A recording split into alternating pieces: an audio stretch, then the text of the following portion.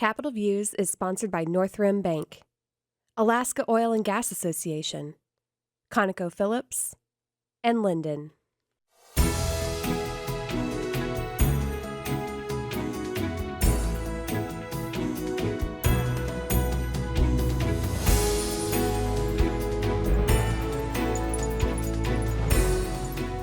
I'm Tim Bradner with Alaska Legislative Digest, and welcome to Capitol Views, and a special welcome today to newly elected Representative Bill Elam from House District 8 from the Kenai Peninsula, Nikiski.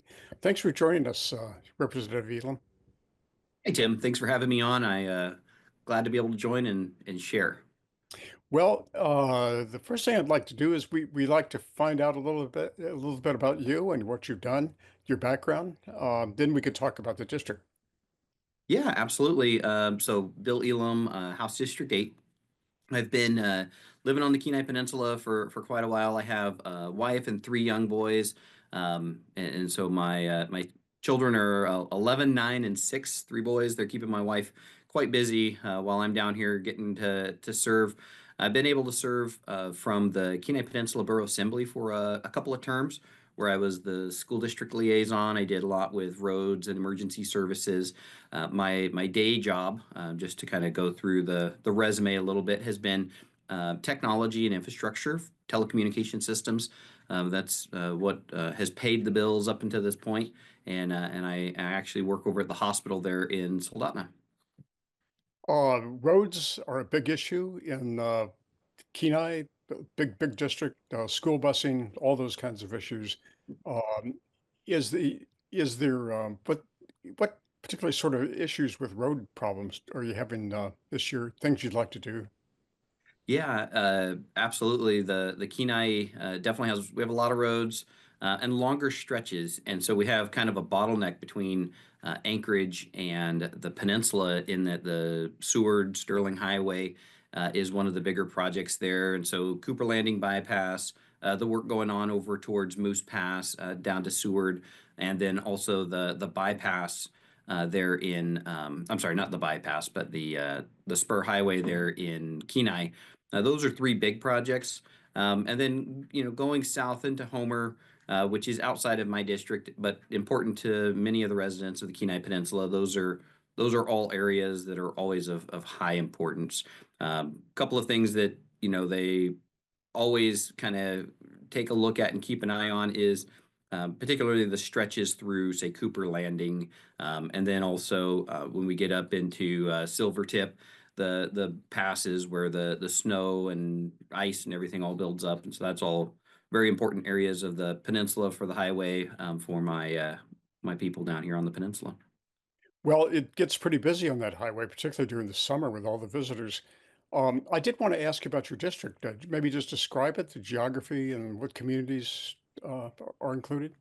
Yeah, it's a pretty big district. It goes from just outside of Seward there in Bear Creek, kind of up the eastern peninsula and across the top of the northern peninsula, all the way over to Nikiski. So I have Nikiski, Sterling, Funny River, Hope, Cooper Landing, Moose Pass, all the various communities in between, all the way down to Bear Creek.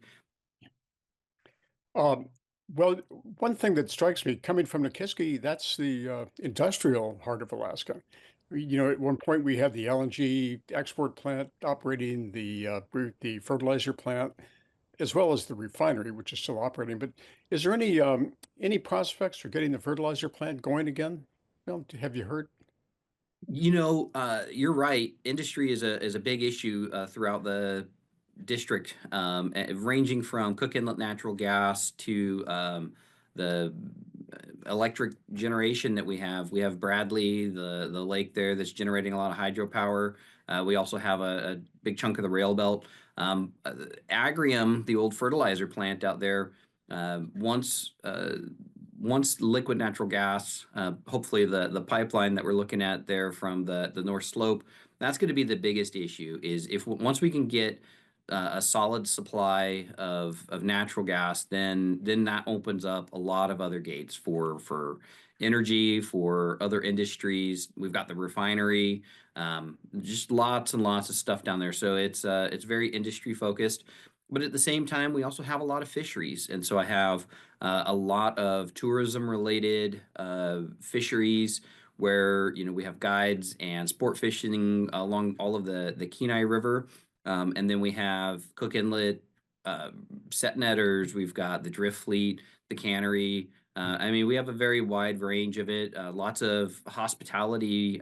Cooper Landing has a lot of trout fishing and guide services with our um, whole group. I mean, so it's a really very diverse district without a lot of um, I don't know.